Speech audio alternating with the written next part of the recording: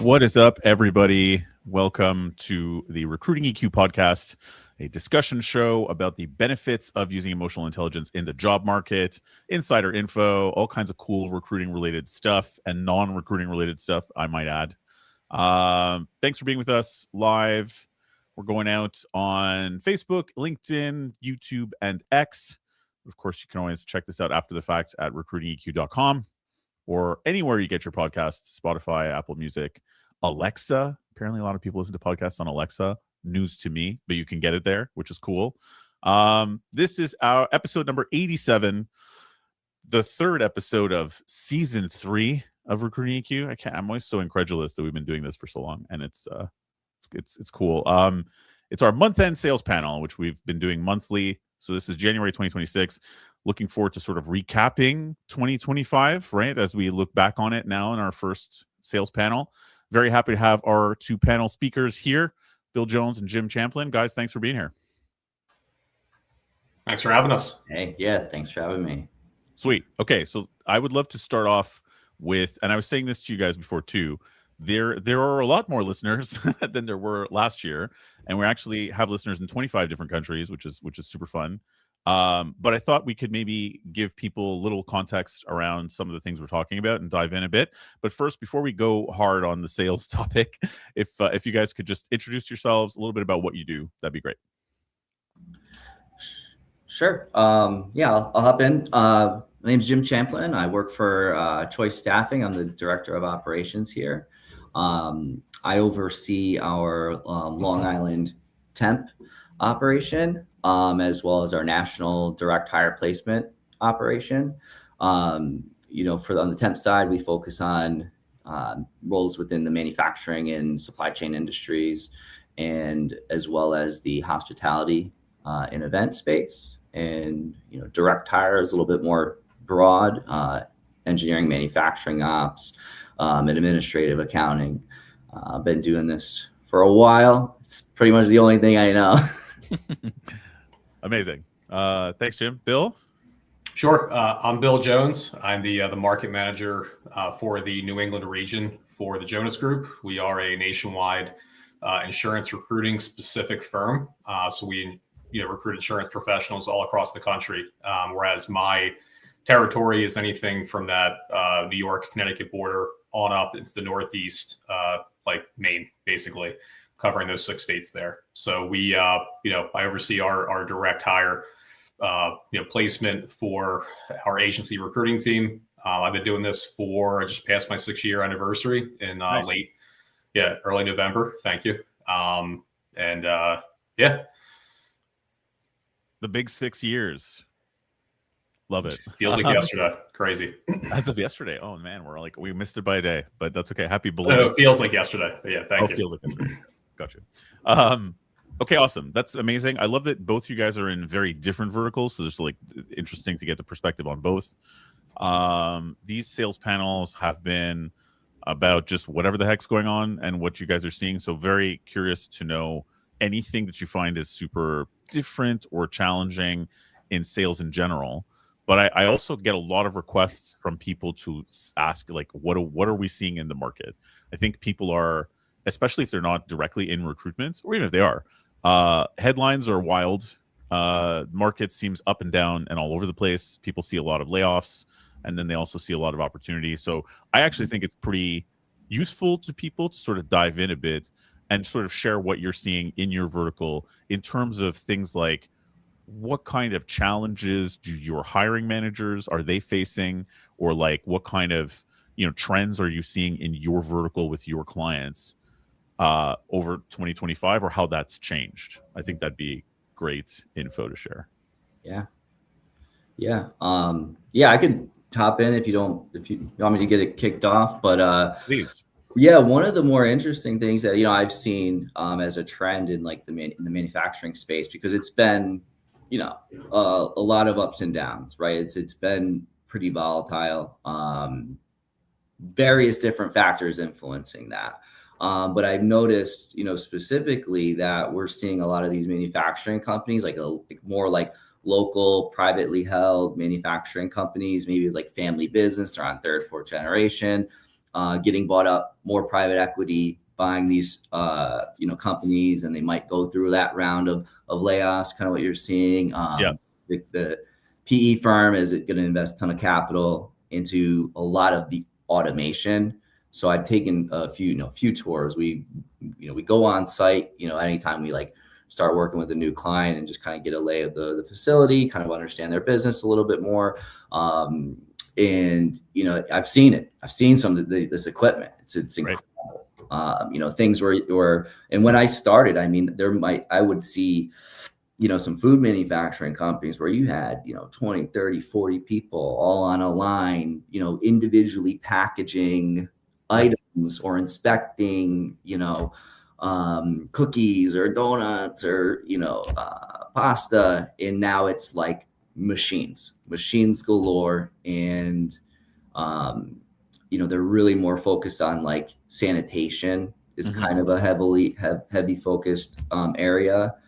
Changing over what those machines are producing, and the technician side of it. So the mechanics, the guys or girls who are going to go in and fix the equipment, maintain it, schedule the preventative maintenance. So we've seen kind of like a boom in that happening. So fewer like line workers getting jobs open, and more technicians and people who are running the machines rather than a workforce of humans. Yeah, exactly. So all those people who would be individually packaging a food product, let's say donuts or cookies, it's just all automated. That's robotic arms, that's automated packaging equipment. Even like once the boxes are packaged, the conveyors that are like moving those out into the warehouse onto pallets, right? All being automated. Is that mostly in food, or is it in any menu? Like, do you see the same? I don't know if you guys also work on things like, I don't know, automotive or pharma or what. I'm trying to think of what else is a manufacturing industry, but like, is it mostly food that's a big change toward automation, or do you feel like it's all there? Food is heavily, right? And that's where I'm seeing a lot of the PE firms coming in and buying these like second, third, or like more like third, fourth generation family owned businesses. But it's across the board. Even in, especially even in just like the warehousing space too, right? Where they're not even manufacturing anything. They're just supply chain, right? Yeah. And, I walked into a warehouse, but where before I would see shipping and receiving folks, forklift operators buzzing around, guys moving pallets, and it's empty. I went into one warehouse where, they had like 4 people in there, and they have automatic picking machines. They got little robots that come around and if they're like clean up aisle 6 type of thing, wow. Yeah. How does that change things for you or for staffing, sales, and delivery?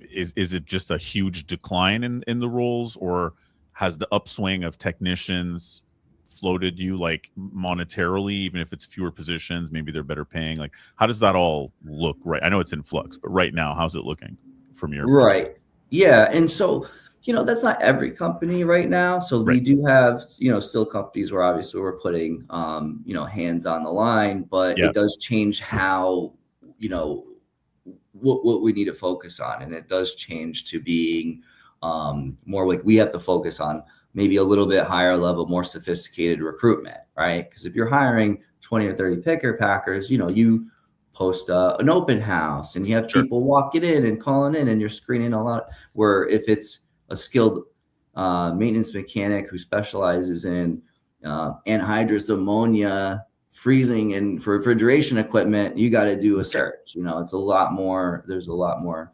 involved in that. And then pricing structure does change a little bit too, because now you're maybe that one person, right? Since they're making more money, they earn more money, they have higher skill level. It's harder to find. You're charging a little bit more for that search. That one person could augment or, maybe 5 or 6 production temps, let's just say. Right. Yeah, that's interesting. That is a big change. I'd love to get back to some of that later in this episode. But let's hear from Bill too. Bill, how are you feeling about in the insurance space? Any big trends or changes that you're seeing in hiring manager behavior, sales, or the types of jobs that are open? Or A few things come to mind as far as changes in the last year or so. The big thing is that we have a lot more competitors in our insurance recruitment space. Really? I think that a lot of people are seeing how lucrative it is and how niche of a space it is. So we, unfortunately, been dealing with a lot more competitors, specifically in the New England, market, as well as we see a lot of insurance recruiting specific firms popping up across the country, not just within my market. So definitely the competition is at peak right now. It's the highest it's probably ever been. So it's one thing that we're definitely having to deal with these days. The next thing, there's a lot of M&A activity for us, a lot of mergers and acquisitions going on. If you know the insurance agency space, then you know that it's happening every day, where these smaller agencies, third generation, fourth generation, family owned and operated, mom and pop type shops are selling to larger conglomerates that are buying up again all these smaller firms, and kind of and there's obviously good and bad to go along with that, right? There's a lot of collateral and kind of fallout from that. You could get a lot of staff moving from like post buyout to wanting to get back to that smaller shop, and then you have a lot of folks on the flip side that are like happy to be in like a larger, more financially backed, stable sort of situation. So just a lot of M&A activity for us too. How does that change things for you from like a sales perspective? Do you find yourself chasing more like change related roles because of all the M&A activity, versus when things are stable, it's more like the steady Eddie kind of roles? Or like, how does that morph things for you? On the candidate side, I mean, it's my job and other managers' jobs to be aware of these M&A, like these buyouts, because we know that a lot of candidates will be coming from those types of shops, like the smaller shops before they get bought out. But on the client end, we don't differentiate. We'll work with larger versus smaller. We work with companies that are good, solid companies that we can grow even more. So we still work with a diversity of different clients, from smaller 3 to 5 person shops up to, we do have clients that are tens of thousands of staff and employees. So like, we're not picky and choosy on that. We're just more so picky and choosy to make sure that there is a good working relationship that can be established regardless of size. But it definitely affects the market and how many kind of firms that you're able to kind of do new business with or chase after, because of some restrictions on their hiring processes or things of that nature. So what about so I hear this every once in a while, but I'm not super plugged into insurance. I just know people who are in the market, whether they're clients or whatever, talking about how AI is going to start rearing itself in the insurance market, particularly in things like underwriting, actuarial, and risk, where before you'd have a team of human beings who are doing this. Now it'd be like a lot of these things can be quasi underwritten by AI, and so you'd need fewer people who are more like AI savvy to manage them and so on. Are you seeing that that's showing itself yet, or is that more like a future change that's not really implemented yet? Yes, I mean, we're definitely seeing that. Although I deal less with like the specific types of companies like insurance carriers and TPAs and sort of underwriting and claims, we're already seeing it on the agency side, where a lot of companies are either sourcing roles to be offshore, where other folks, and non-American folks can do the job, or there's a lot of AI that's taking over anything that requires written communication. So you're on the money as far as AI sort of taking over that space more and more each day. It's interesting though, right? Because it's like, from just a pure business perspective, you're a business owner, it makes sense to use AI tools or robotic automation, like you're saying, Jim, to make your plant, your factory, whatever, or your insurance company more profitable, more efficient, and leaner. But from our perspective, the hiring, we're also seeing people get laid off and their jobs disappearing. So it's like, I'm not all doom and gloom, like nobody's gonna have a job, but it's changing is the point, right? And it's like, how do you keep ahead of it? It changes so quick. How are you guys feeling about that? Do you have like a bench of candidates where you're like, I can't place your job anymore because it's disappearing? Is that a real thing yet for either of you? Yeah, no, I mean, it's some level, yeah.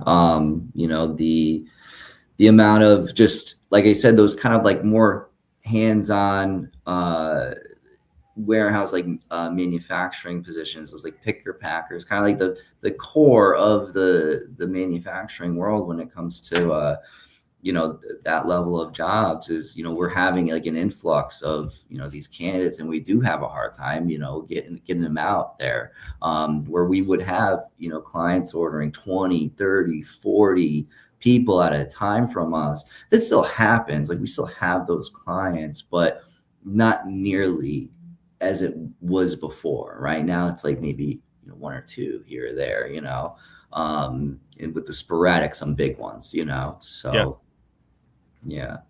But it's kind of thing.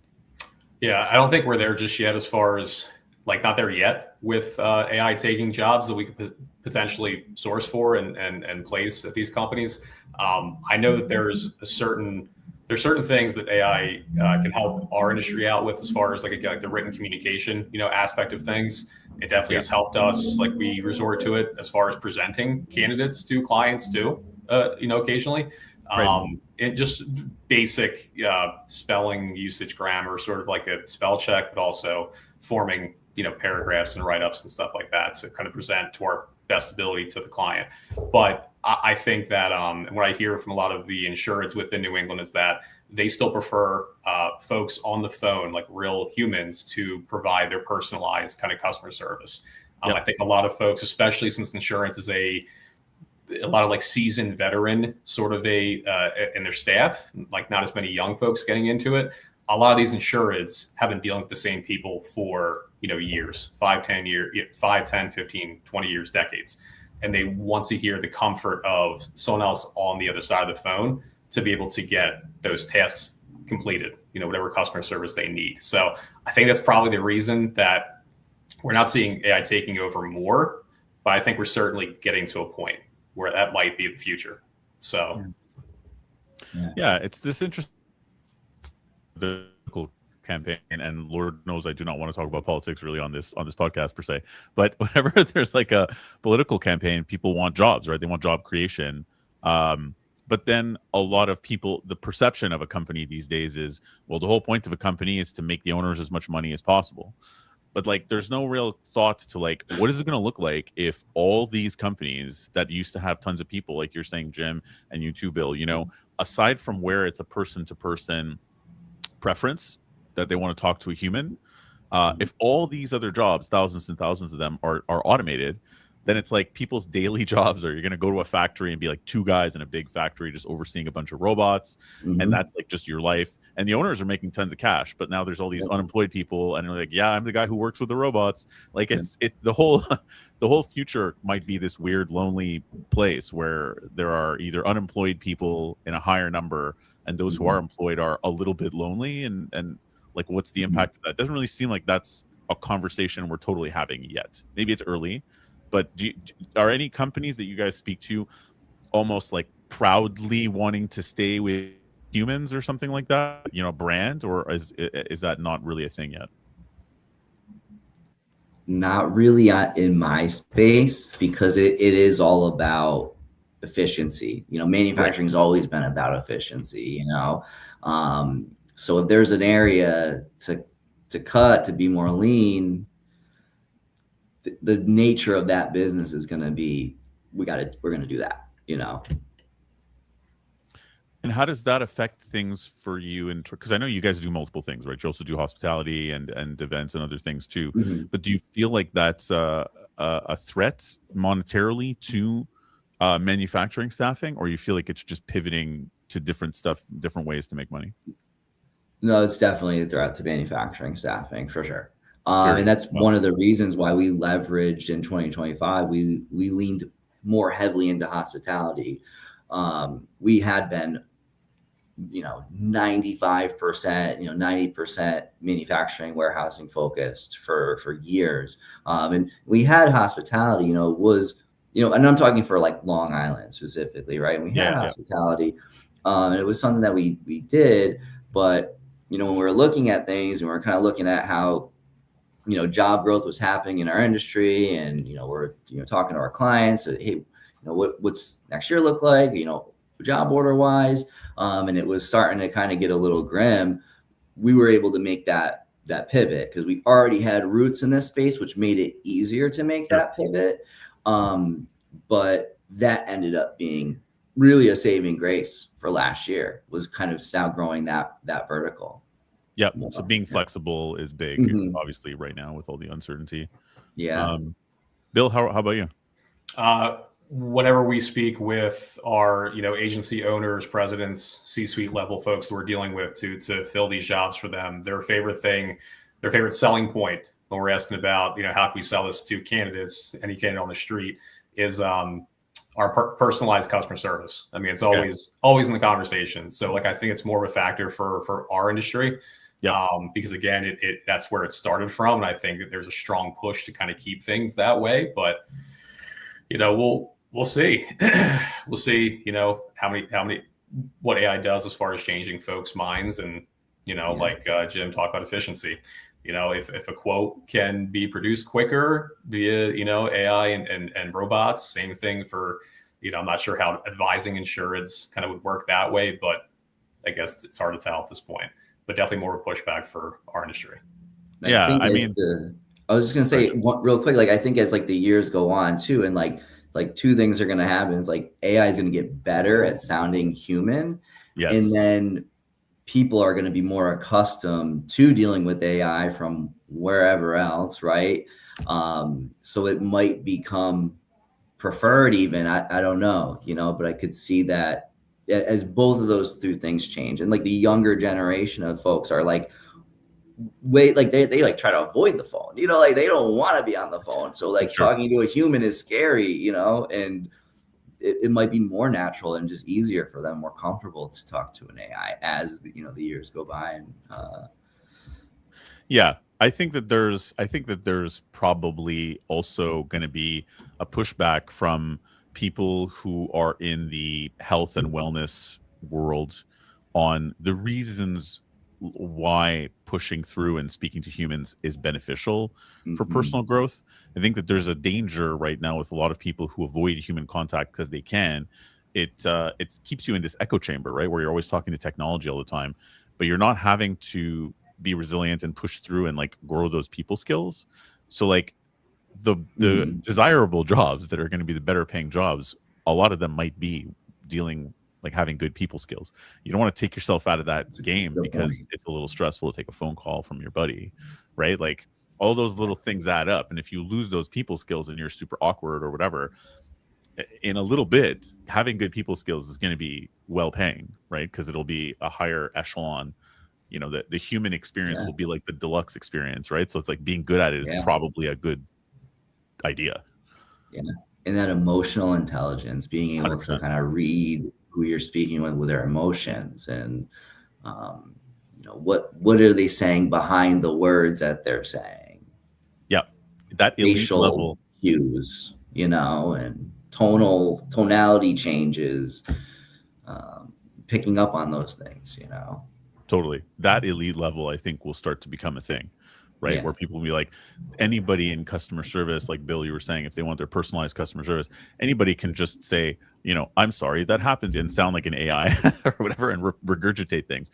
But I think it will become a deluxe job where you need to actually use your emotional intelligence, establish rapport with people in a real way. I don't know. Are those factors coming into the interview process for what you guys are seeing, that people are looking a little more at the person and their ability to, I don't know, their resilience, creativity, empathy, things that aren't just grinding it out like an AI bot could do?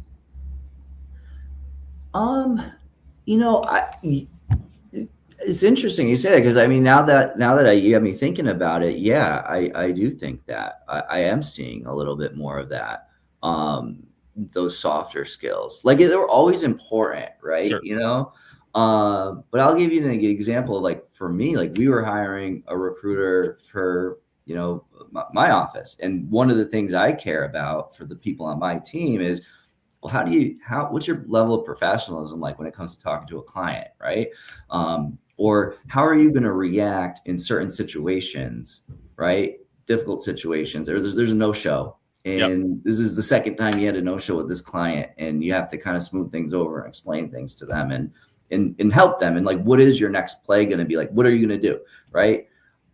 And how you're going to handle that situation. So I created like a, just like kind of like a questionnaire that I was having them fill out, situational based questions, or they would describe what they would do if they were put in that situation.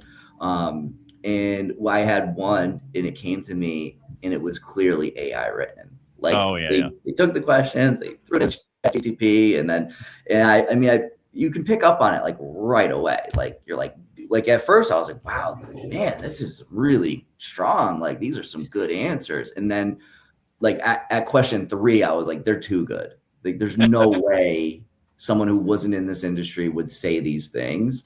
And yeah, it was written with an AI, and I was kind of like, yeah, I don't, that's not somebody I want to hire. Like I appreciate and respect somebody who can leverage AI in their email writing. Sure.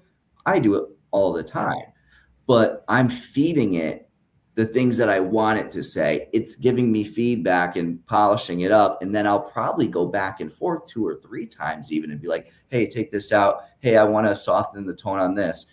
That's how I would like to see people using it, not just as a total crutch of like, so I made a decision not to move forward with that person for that reason specifically. Yeah, that makes sense. That makes sense. Bill, you're seeing something similar as yet? We're still a bit more traditional as far as the hiring processes for independent agencies and insurance folks. It's still more reliant on the old school, let's take a look at your resume. Let's talk about your job moves and your reasons for leaving and get more of an MO of how you work, versus like the intangibles. Are you customer service oriented? Do you like people at baseline? Is this a job that you can handle, fast paced, heavy workload, stuff like that? We do have clients that I've seen more, and I have quite a few clients that do assessments. So, and these assessments within the interview process, they range. We have folks that have to complete them before they even have the first interview. And then we have folks that have to complete them at the very end after all the interviews are over with. A lot of companies put their own stock into it. These assessments can be 5 minutes to 10 minutes, just more like behavioral, sort of like Omnias, and Colby, and there's a few that are out there that are used widely, but some can be up to an hour and a half, and they have like high school arithmetic in there, and they have, all these different like behavioral mixed with like math, mixed with decision making, insurance content knowledge. It really does differ based on what the company's looking for. But I will say, like, we have seen more assessments that are out there and issued to kind of test that water compared to like traditional. But I'd say we're still sort of in the phase where it's more traditional. Just sit down. If you like the person, if they give you good answers, you see them being successful, pull the trigger. But again, who knows what AI will kind of bring in the future with that. Yeah, for sure. Totally agreed. But that is interesting. I guess I'm not that surprised that insurance would still be more traditional. What about internally? Like, do you guys find that your jobs have changed as leaders, or from a sales perspective in particular, because of this, you or people that report to you, that the job has changed in 2025 in any more notable ways?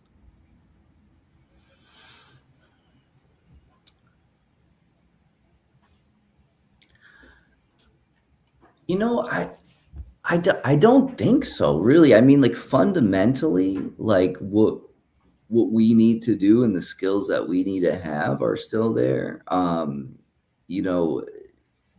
Changing your approach, right, and the tools that you use to get that result have changed. But I think the process has stayed the same, right, for the most part.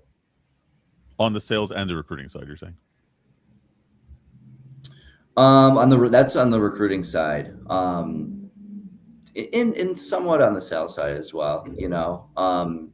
I really still think like sticking to like what we're seeing is like old school sales, getting your face out there, and you know, whether it's just, you know, doing like little drop offs, you know, shaking hands, making phone calls, like there's so many people who are like, great, we've got all these AI tools and I can send, you know, 2,000 emails out Yeah, a minute. and I can have it create social media content for me and this and that. But like, what you don't understand is like, yeah, but everybody's doing that Right. because it's easy, you know? And so it becomes noise. Like, so, you know, we're pushing our sales folk to be out there on the road, shaking hands, knocking on doors.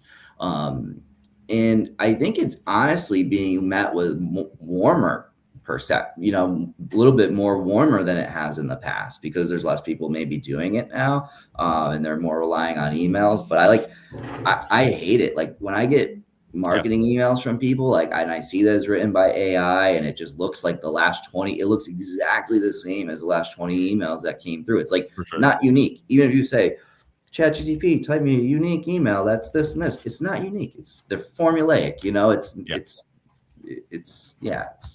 so I think that in a way, you know, needs to change. We need to get back to that. And you know, the impression I've had of you guys at Choice as well is that in your field, you've grown and added new locations and continue to grow. A lot of the other people that I've spoken to who've been in manufacturing and logistics are laying people off like crazy. A lot of good people getting laid off left and right. So do you think that's part of the secret to your stability and success in a way, is sticking to like old school human stuff and not just going for a strict numbers game and getting out 1 million emails and whatever? Or how do you feel about that? Sure. Yeah. Partly, you know, like we definitely are like aggressive in our approach, and our company is, you know, aggressively trying to acquire other companies. Like we're kind of always on the lookout. And then, so I think the other piece of that too is like, yeah, we are focusing more on that direct sales approach, that old school approach, but also like diversifying our business. And since we are started smaller, like we can be much more nimble when it comes to making pivots, right? Like a larger, like established, like a Robert Half going into like, you know, insurance when they're known for accounting specifically. It's like a lot harder to change all your branding and move to this and, you know, hire people that know about that. You know, even though they might have the talent and the capability to do it, it's like a lot harder to get those changes pushed through, you know, the executive level quickly, where we could pivot on a dime. And so that's part of it. And then, yeah, we've gone to other spaces too. So I mentioned hospitality, but, you know, we just acquired a business in Texas that's home healthcare agency, right? And we've now added them into the fold. And so being open-minded, being willing to take on, you know, roles in other industries, diversifying the business has been what's been helping us kind of carry through that. Hey, manufacturing is volatile right now.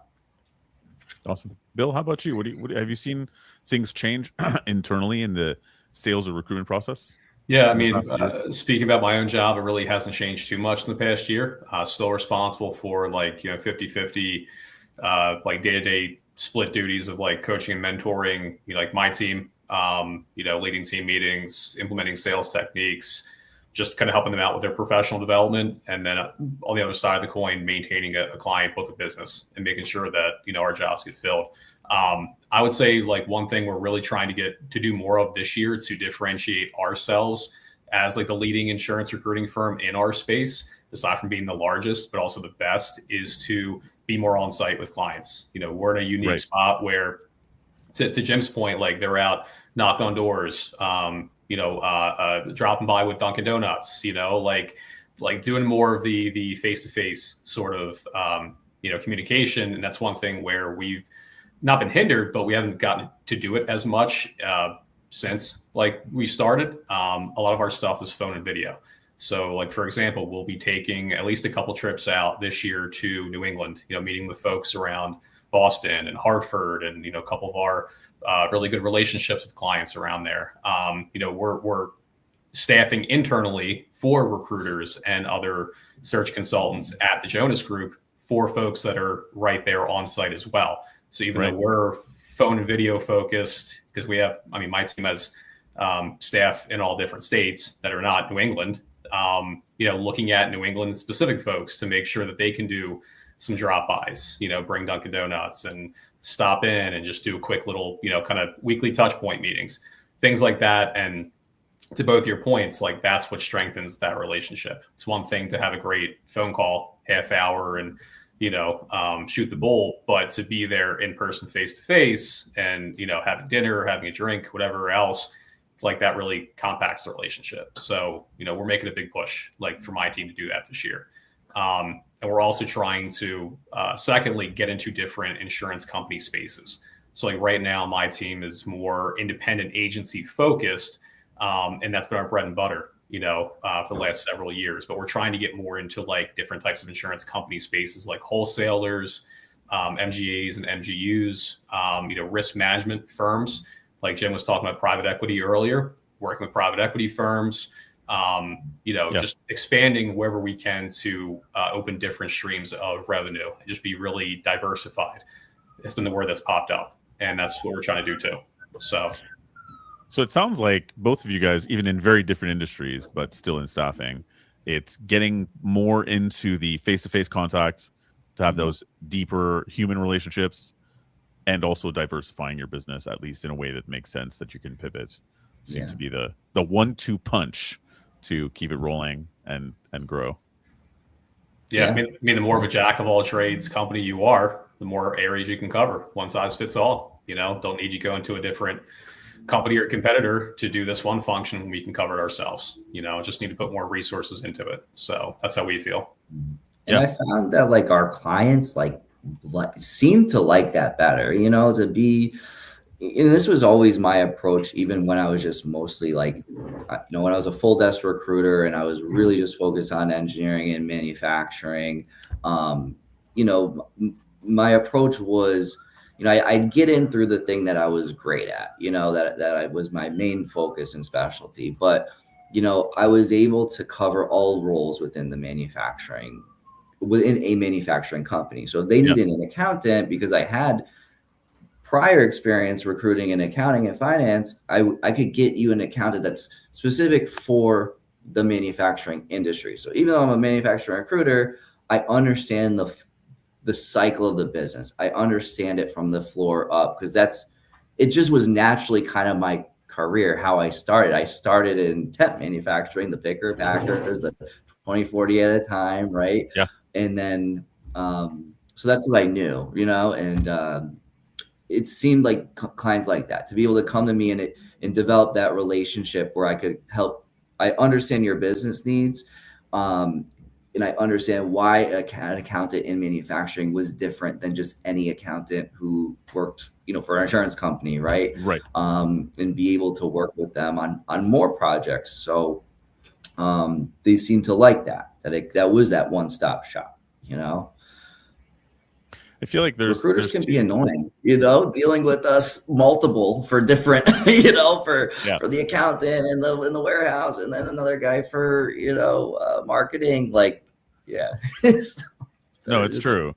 I feel like there's two schools of thought, right? There's the really deep sales relationship, which is what you're describing. I think it's a really good relationship with your clients. They want to deal with you. You're the face of the company. They'd like to give you all of their business if they could, because they trust you, and so on and so forth. But then on the delivery side, you got to make sure you can deliver on those things. So in some cases, you're starting from scratch, because you don't necessarily, you're spreading yourself thinner, right? So it can be harder to deliver on everything. Then there's the other mentality of going really deep in one kind of candidate and having these really deep candidate relationships. You've got this like active network that you nurture, and then you not spray and pray exactly, but you go to clients and you're like, listen, man, I got these great candidate relationships. You don't need to have the same level of deep client relationship, because you're investing a lot in the candidate. Obviously you want both to an extent, but but a lot of firms were sort of, it seemed, elevating themselves toward the, we got the candidates, like we got them on lock, the hard to find candidates, and the specialization going really like, an inch wide, a mile deep seemed to be the thing. But you guys are saying in your respective industries, there's an appetite there for people for you to diversify, and that's to be working, which is a little bit the opposite trend, I would say, than it was going into COVID, from what I can see. That's absolutely. Yeah, and I'll give a quick plug too to we have a professional services team that we've now established and has been up and running for a year now, and now we're trying to make sure that our insurance clients that have been great to us and vice versa understand that we also are now like recruiting for like different areas like accounting and finance and legal and HR roles, operational, C-suite level, like anything not sort of like in the general sales and servicing portion of what my team covers on the agency side, or our agency markets cover. So like trying to also.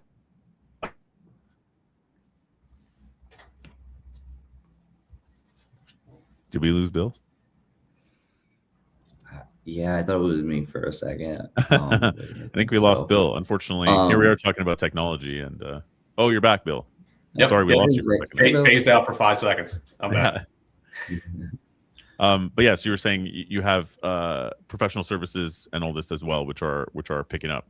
Yep, and I heard you mention technology too. That's another one area that they also cover. So yeah, it's interesting. It's interesting how this whole thing's evolving. Sorry, Jim, you were going to say? Well, yeah, and I think like the thing with pivoting, because we're talking about pivoting and diversifying, kind of being that one-stop shop. And you had mentioned like, but there's a risk of not stretching yourself too thin, and I totally agree with that. And I think if you're gonna take that approach where you're gonna diversify, like you have to have some sort of footing, knowledge, or expertise in that area, or at least like you're putting most of your attention in on it, right? So it's not like, okay, now I do everything. It's okay, I'm doing manufacturing now, then I'm doing hospitality, then I'm doing this, right? So it's not all at the same time. And then the other thing is I'm real honest with my clients. And if it comes to like, hey, I can't do that. Sure, yeah. I'll let you know. And I do have a few of those like, hey, line in the sands. Like I won't touch IT. I just, it's not something I've ever gravitated for, and I know I'm not the guy, and so I had no problem saying that, to a client, like, hey, or like, if you really want me to give it a shot, I will. But like, I think maybe bringing somebody else is a good idea if, you're not seeing what you want from me in a week or so, because this is not what I do.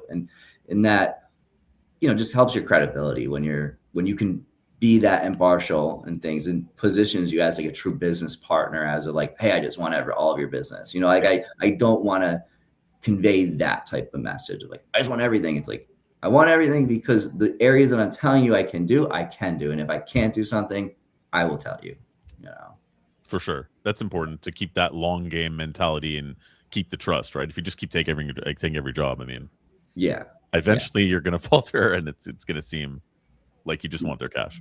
Right. Okay, awesome. Thank you for all those in-depth questions. I've been doing a thing in season 3 of this podcast now, where we're asking a couple questions and playing little sort of like icebreakery games at the end. So I'm going to throw this at you impromptu. You guys know over under? Basically, I'm going to rapid fire say things to you, things that exist in the world. And both of you can say if you think they're overrated or underrated. So you would say over or under if the perception of this is overrated or underrated, and then why. Like some of them will be obvious, but we can go for why also. Cool. So is there ever a properly rated? Like I think it's accurately rated. Yeah, you could say like, no, this is just accurately rated. Sounds too controversial. I love it. Really works. Yeah, I love it. I'm down. All right, let's do this. I'm curious about this one myself. Resumes, are they over or underrated? Underrated. Bill? I would agree, underrated. Underrated. Why do you guys think resumes are underrated? Are people doing them badly and not caring? Yeah. Yeah. Easy answer, yes. Yeah. That is exactly why, Yeah. I feel like I'm seeing them get worse and worse. Genuinely. I Even think, with like AI tools Yeah, being that's out weird. there. I think, at least for us in insurance, we're looking for like 3 basic things. We need to know your insurance specific experience. We need to know your education. We need to know any sort of licensing and designations like pertinent to the industry. I think a lot of folks have gotten cute with resumes, and they will throw on like 10 different pages of skills. And it's like, all right, like I can talk to you and kind of Oh, I think we lost Bill altogether. Oh no. I liked where he was going with it too. I know.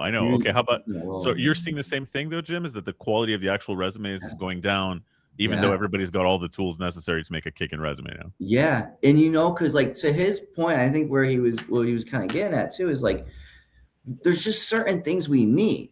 You know what I mean? And like we don't need the fluff. Like we don't need just random kind of corporate jargon. Like, like I want to see actionable, like tangible skills and experience and quantifiable, measurable experiences that you've had in what's relevant. And I'm either seeing a lot of fluff or it's just structured,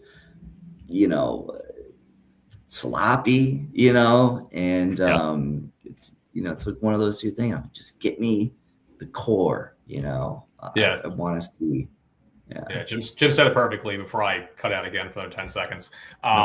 Think of it this way: if you're interviewing for a job, your resume should be your foundational baseline, and then the conversation that occurs in that interview should be the expansion, right? If you have questions about that specific job, that specific skill that I may or may not have, that's your time to go and audition, for the job. But let your resume be what you've done in just baseline terms, basic, simple. So, yeah. I do agree that I feel like resumes have, even back before I was doing rec to rec, and rec to rec too. I'm shocked that some recruiters will give me resumes that are like, dude, you are a recruiter. What do you? Come on. But generally, I think they have some idea because they're recruiters now. But before I was doing rec to rec, it was shocking to me how people would be like, even before AI and all this kind of stuff, would just give generalities, right? Like they'd be like, you serviced clients, gave excellent customer service. Okay, who are your customers? Are they individuals? Are they business? Like, are you B2B? Are you B2C? Like, what are you doing here exactly? Is it, you know what I mean? Anyway, agreed. The baseline information is often not there. It's all fluff. It's just like, I worked here for this many years. Here's a bunch of stuff that was copy pasted off of whatever. And then next job. So agreed. Cover letters, overrated, underrated? Overrated. Overrated. Like, I don't think anybody really cares about them. And then the other thing is like, people don't care about them, but then the times where they're applicable, and there are times where it does make sense, people don't use them correctly. What do you mean? Like, so like, I feel like if you're going to write a cover letter, right? Yeah. Like if you're going to write a cover letter, and this is 9 times out of 10 when I see a cover letter, like what it is, it's just like, a summary of the resume, right? It's just kind of like they're doing it because they feel like they have to check that box of like, this is what a professional, application would look like.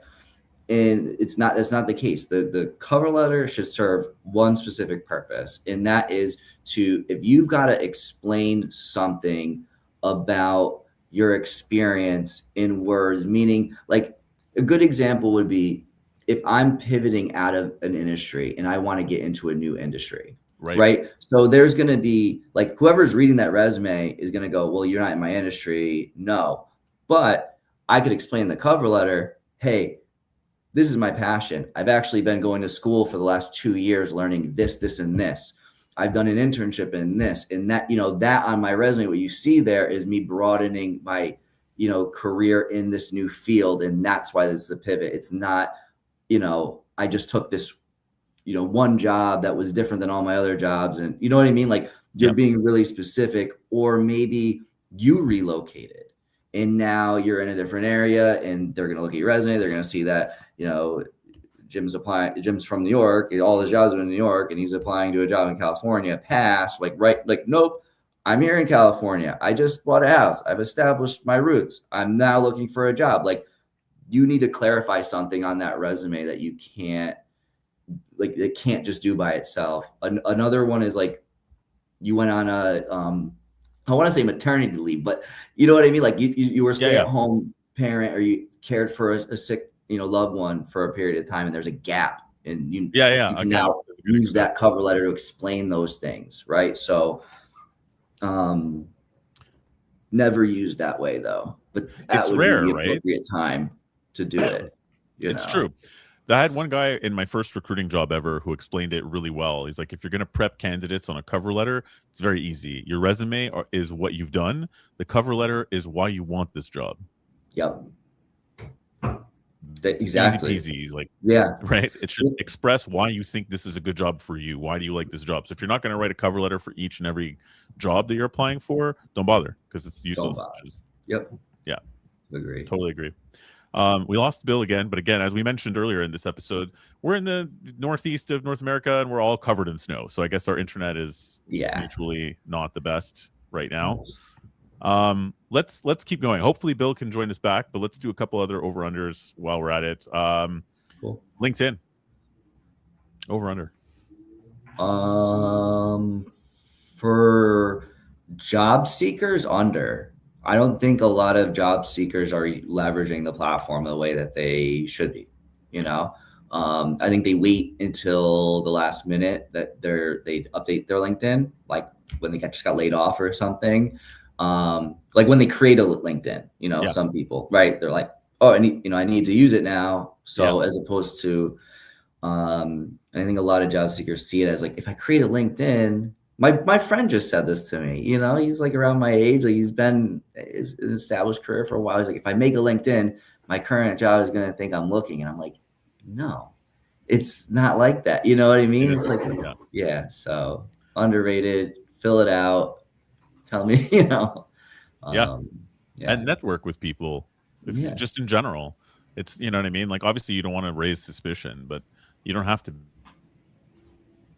just to have a lid and use it. I agree with you completely. Yeah. Bill, are you back? Yeah, I guess tech issues with the computer. As long as you guys can hear me.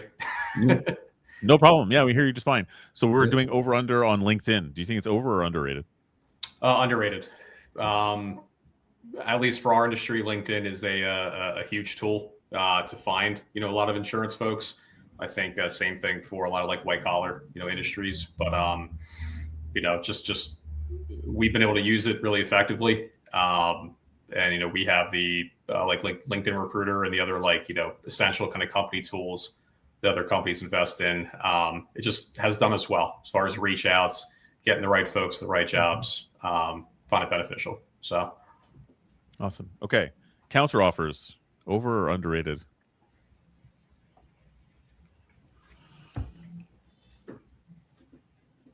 Like how so? Like from the perception of like the candidates, or like from the perception of like the recruiter? I guess I was thinking from the perception of the candidate, like out there in the world. Do people think that counter offers are a good thing or a bad thing, and are they right or wrong? I think that if anything, people see them as a bad thing. But I'm going to say something that most recruiters wouldn't say. Like, because there's been, I just want to kind of clear something on this and how I feel. Because I feel really passionate about counter offers. And, obviously as a recruiter, like it sucks to find out that your candidate took a counter offer. But like, if you're doing a good job and you're being honest and you're like, you have integrity and you're working closely with that candidate, like you should know what's going on. Like you should know if they want to take one or not. Yes, I agree. And agreed. There has been a lot of, I'm going to call it propaganda, put out by the big recruitment firms that, oh my God, if you take counter, like they teach you to tell your candidate, if you take a counter offer, your company is going to fire you in 6 months. You're going to have a target on your back. It's never good, blah, blah, blah, blah, blah. And I think that's a ton of baloney. I don't Really? think that at all. No, I don't. And I think that if done right, like, you know, maybe it was right for them. Like, who am I to say that like definitively it's a bad decision and you're gonna get fired in 6 months? Like, I don't know that. I don't Well, know the sure. relationship with their boss and whoever. That's a good point. And you know, I think if I'm having that conversation instead of saying, "Hey, no, don't take a counteroffer. It's always going to end up bad," because like the candidate's going to see through that. Like they're going to know that I'm obviously self-serving there. Like I don't want you to take a counteroffer because it's bad for me, not you. And so, but if I'm like, "Hey, would you take counter?" And they're like, "Maybe." And I'm like, "What are the parameters you would take a counter?" "Well, this, I would need this and this and this. You know, how likely are you?" "Okay. What do you like about this job?" Right. And we have an honest conversation. I'm like, if you're Agreed. feeling that way and you're feeling like something about my offer is off, let me know. Like keep No, me 100%. updated on that situation. And Couldn't agree with you more. they're You gonna got to be get into it with them. right. You're gonna be more. You're at least I'll be in the know if it happens, Yeah. right? Because the one of the worst things with it is like you're caught off guard, and then you have to explain to your client they took a counter offer and you didn't know about it. So, I don't know what that would call. I think what would I say? Underrated or I guess overrated? that's kind of an underrated. Yeah. Yeah, you know, do what's best for you, but be honest and be honest with your recruiter. That's all. No, totally agreed. Bill, what do you think? Counter offers, over under? I love the discourse on this one because I'm on the opposite side of the coin, complete opposite. I 1000% agree with Jim. You have to establish that rapport early with the candidate. Same thing with the client, and be able to communicate transparently and honestly, you know, with both parties. But there's research done. There are stats that show that good things do not happen after the candidate accepts the counteroffer. A lot of those things that Jim brought up, like having a target on the back, like not being there in the next 3, 6, 9 months after the fact, that's true. That happens. We see them all, again, personal opinion for my company, but we see them as a temporary solution to a longer term problem.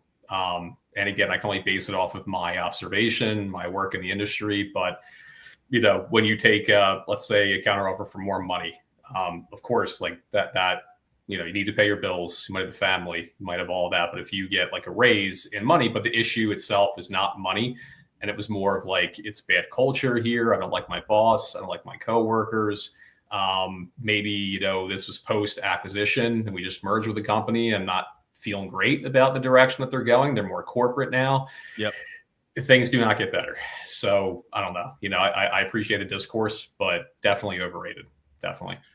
Yeah, I mean, I feel like for me in my first recruiting job, which was not Rex Rec especially, I always had one confidential replacement search a month from my clients, if not more. It went up with time, and all of them were, yeah, we made them a counteroffer, but can you please, like, let me shut my door, please replace them. So I got initiated really quickly to, oh no, you didn't. Yeah. Like, are you kidding me? This person just thinks that they got a counteroffer, they're all happy about it. Like, it happened to me every month, at least one of my clients. So yeah, it's pros and cons. Definitely, you got to have that conversation though, right? Like, got to have that conversation with them for sure. What about cold calling? Over, under? Under. I would agree. Underrated. Definitely, yeah. I feel like we say like every week practically on this podcast and others, just kind of like people. No one wants to cold call in theory, but it's hard and it works. So there you go. Yep. Working from home. Over, under? Over. Confident over. I would disagree. Under. That depends a lot, I think, on your personal situation and whatever else. But yeah. Do I have any other ones here? Email sequencing. Over, under? Under. I would agree. Under. Underrated. Yeah. Do you feel like people are just not doing it right, and that's why a lot of people are annoyed with email sequences? Yes. Yep. Yeah. I can tell them in an email sequence. Like when I get them, like I feel like, yeah, I can tell, but I think as a sales tool, it's underrated. Like we should be using it more, but more effectively. You know, it's my whole approach to sales has always tried to be like different. Like I always try to like kind of not go against the grain, but I just try to be myself and let that Right. come through, you know, even if it isn't perfect and polished. Right. So, yeah. So, yeah. What did I say? Overrated, underrated? I don't think we do it Underrated. enough. Well, Yeah. underrated. Yeah. Yeah. Bill, how do you feel? I agree. It's underrated. Probably, I'll go a different direction with this. You know, we have been open to integrating different like automated and AI into email sequencing specifically, and we've seen. I mean, the past half of a year or so, you know, is when we kind of started our trial experiment with this one, you know, kind of company or platform that helps us along with that. And just we've seen the outreach just be better in general. You know, reach more folks. And you know, of course, like while it is a form of like, you know, mass emailing and it's like AI, we have the ability to tailor it more towards how we actually speak, right? And like the phrases that we use as leaders, market managers in different, you know, areas of the country and tailor it. So it's not like your standard, you can tell right off the bat that it's like a mass, you know, sort of a cold outreach, spreading the net and being happy with whatever you get. It's more consistent, you know, once a week or a couple specific cadences to get that candidate or get that client. It's been good for us so far, at least. So awesome. That's good. That's good to know. Well, thank you both. I know we're kind of over time. We could probably continue. I know I could for another hour or I so. love this. Yeah, we can do this all day. Unfortunately, this isn't like a Joe Rogan style marathon 4-hour podcast program. But yeah, listen, thanks to you both. It's been a really good one. I think it's a great start to the year. Anybody who's listening to us live, we typically go live on Wednesdays, and that will continue for a little while. We might go some special events later in the year, but you can always find us on Spotify or Apple Podcasts, or just go to recruitingeq.com. Thanks so much for having us. Thanks, Rick. Yeah. Nice meeting you. Thanks, Rick. Always a pleasure. Nice meeting you too, Bill. Yeah.